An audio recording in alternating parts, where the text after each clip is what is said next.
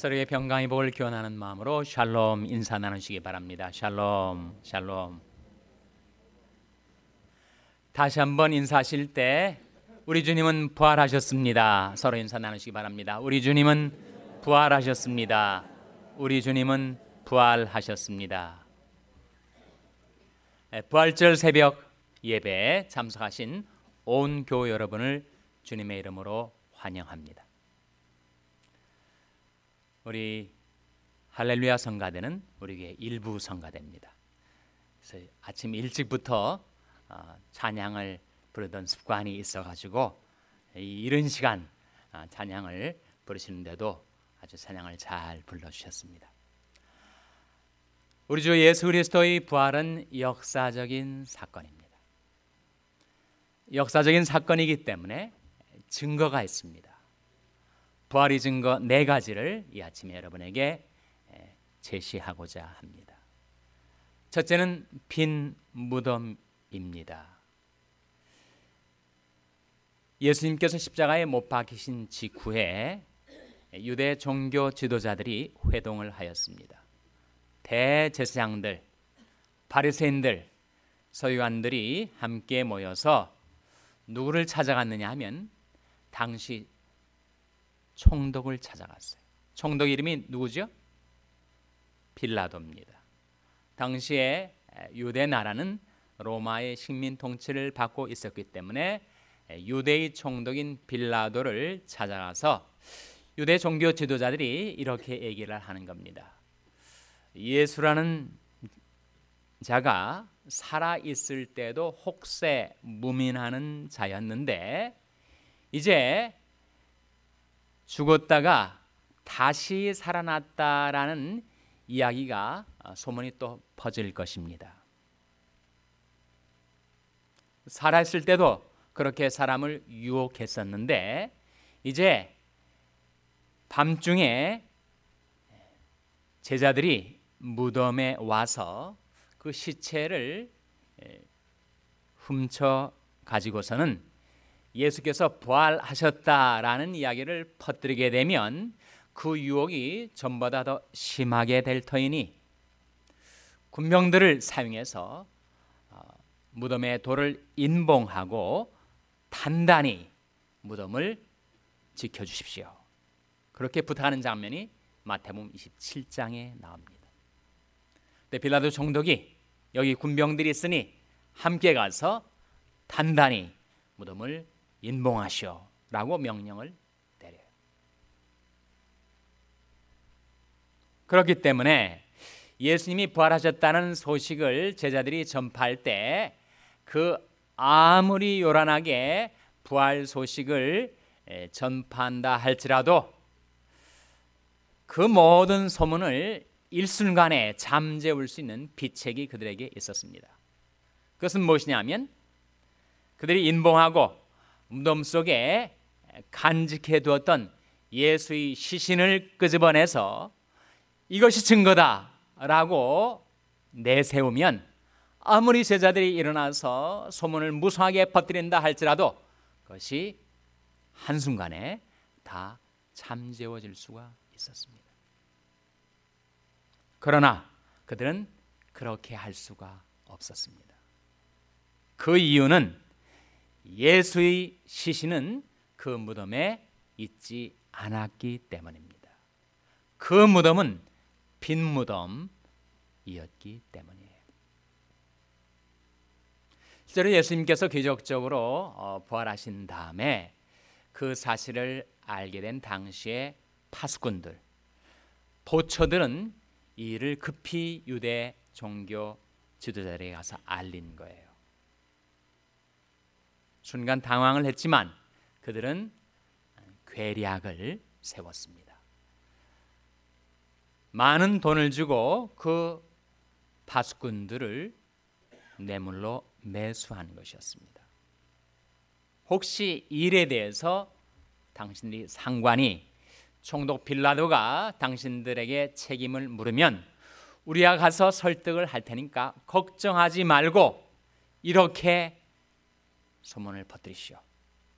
밤중에 제자들이 야물 타서 기습적으로 이 무덤 속에 와서 죽은 예수의 시신을 도둑질해 갔습니다 라고 빌라도 총독에게 고하면 우리가 모든 뒷일은 다 수습하고 무마할 테니까 그렇게 말하시오.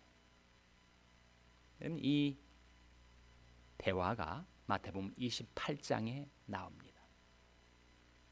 그리고 마태복음이 기록될 그 시점에 유대인들 사이에서는 바로 그 소문, 유대 종교 지도자들이 파수꾼들에게 그 입에 넣어준 그 말, 그 소문이 바닥에 퍼져 있었던 것입니다.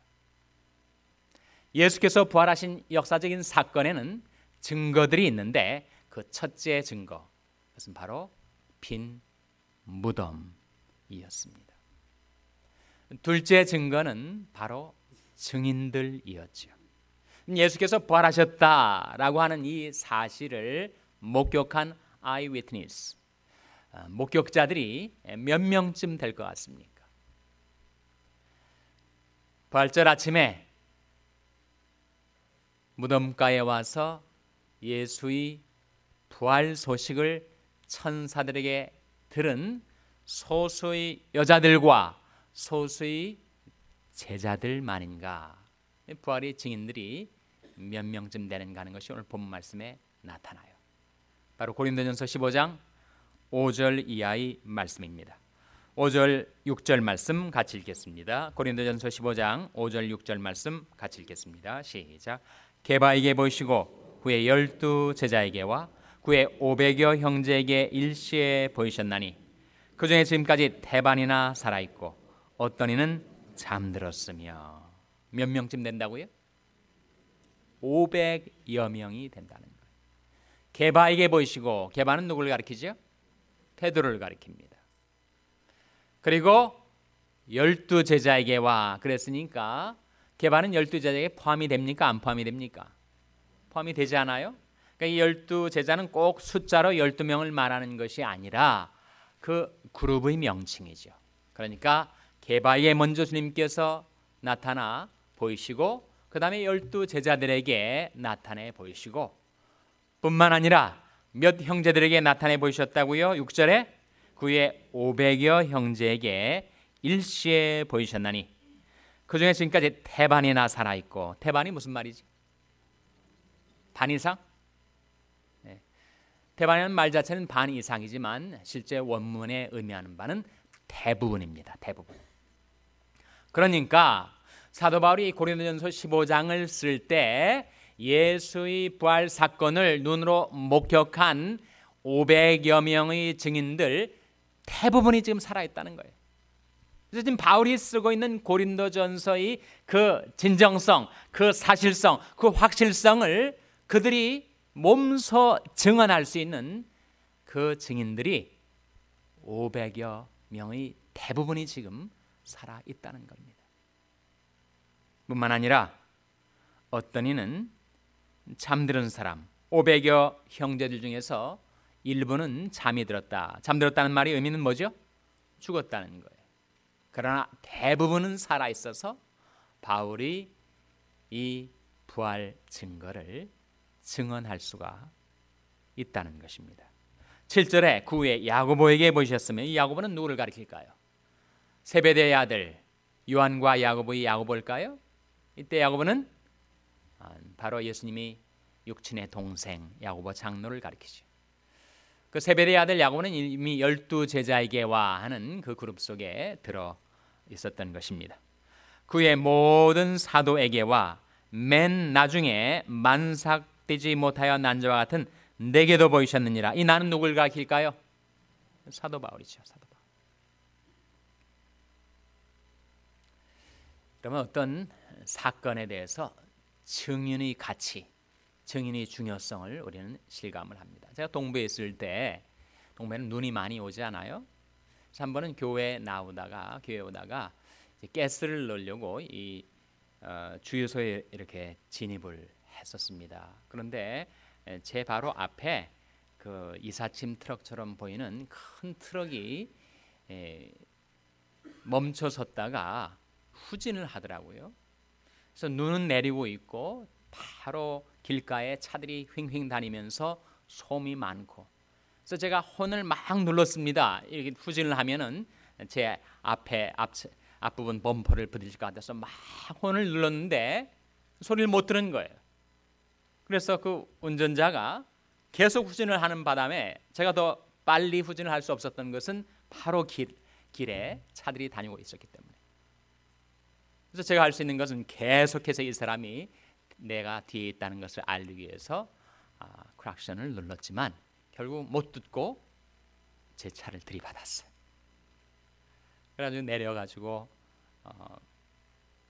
경찰을 부르고 이를 해결하기 위해서 얘기를 했더니 이 사람이 자기는 그 자동차 경적을 못 들었다는 거예요. 그리고 자기는 아무런 잘못이 없다는 겁니다. 그래서 제가 CCTV에 기록된 것이 있는가 했더니 그 주유소가 너무 아주 오래된 주유소여서 CCTV가 있기는 하는데 작동이 안 됐다는 거예요. 그리고 주유소의 일꾼들 중에 한 명이라도 증인이 있어가지고 이 사실을 알려주면 좋을 텐데 증인이 없는 거예요. 그래서 결국